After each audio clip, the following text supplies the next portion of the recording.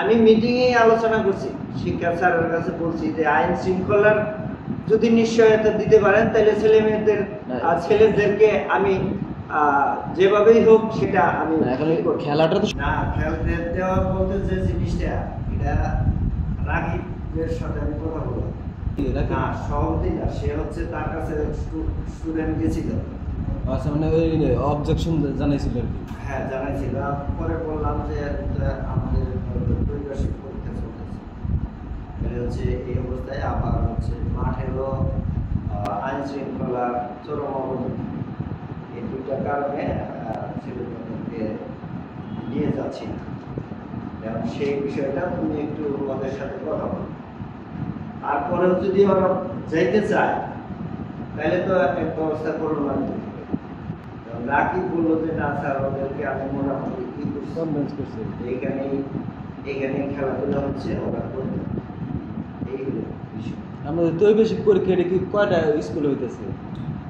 এটা ঘাটাল উপজেলায় হয়তো কয়েকটা স্কুলে হচ্ছে। তো এখন এলো পরীক্ষা বাদ দিয়ে খেলাটা কেমন, এখন তো সরকারি খেলা, তো সরকারি খেলা, সরকারি গাইডলাইনে মাইনে তো খেলাটা আসছে। হ্যাঁ আসে। তাহলে আপনার তো পরীক্ষাটা এটা গাইডলাইনের বাইরে পড়ে গেছে, তাই তো? মানে সরকারি দিক নির্দেশনা, এটা প্রাতিষ্ঠানিক সিদ্ধান্ত। এটা হচ্ছে, এটা মনে করো যে পূর্বের সিদ্ধান্ত নিয়ে আর মিটিং করে, এটা স্টাফ মিটিং করে এটা সিদ্ধান্ত নেওয়া হয়েছে।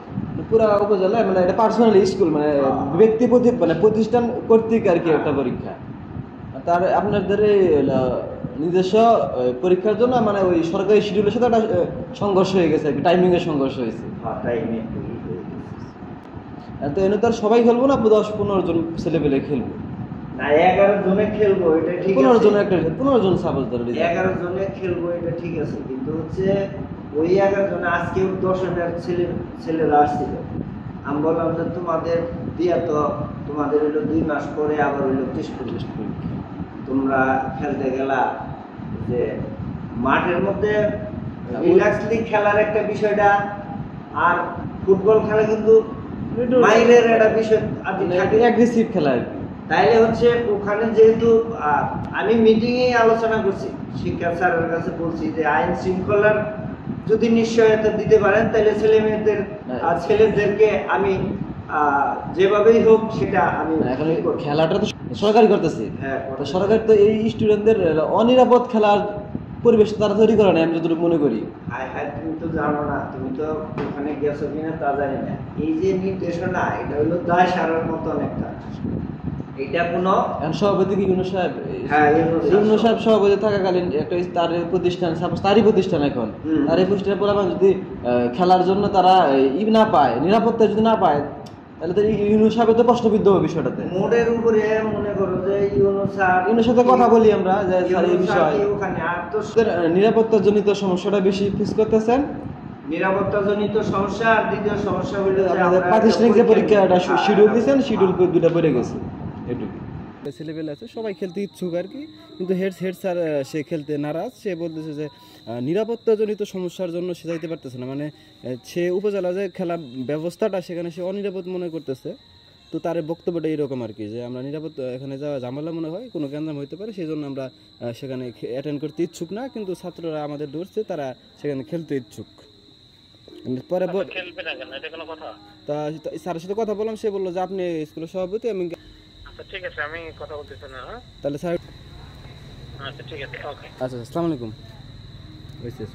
আমরা সবার দাওয়াত দিয়ে দিচ্ছি যে জোন করে দিচ্ছি, জমা আমাকে খেলবে, বাসাই পর্ব চলতে আসছিল আমাদের। তারপরে ফাইনাল, আমাদের ফাইনালটা উপজেলায় গণকল্যাণ মাঠে, সেমিফাইনাল 24 তারিখ, 25 তারিখ আমাদের হলো ফাইনাল। কিন্তু এই 3 দিন হলো উপজেলায় জোন করছি। আমার পুরো প্রতিষ্ঠানটা আমি 4টা ভাগ করে দিচ্ছি, মমিনপুর, আর হইলো কদমতলী, পাকুটিয়া, আর হইলো ঘাটাল সদর। একটা জোনে খেলবে। এখন আমরা প্রতিষ্ঠান প্রধান যে আসে নাই, যদি ছাত্ররা ইচ্ছুক থাকে, প্রতিষ্ঠান প্রধান যদি না আনে, সেই ক্ষেত্রে প্রতিষ্ঠান প্রধানের বিরুদ্ধে সভাপতি বরাবর লিখিত বলে আমরা তদন্ত করবো। যদি দেখি যে ঘটনা সত্য, আমরা ব্যবস্থা করবো। বিরুদ্ধে সভাপতি বরাবর ছাত্ররা লিখিত জবাব দেয়, ওটা দিয়ে স্যার আমার কাছে দিবে, স্যার হলো সভাপতি। আজকে ওদেরকে দরখাস্ত দিতে কোন ইউনো বরাবর তারপর দেবো। আচ্ছা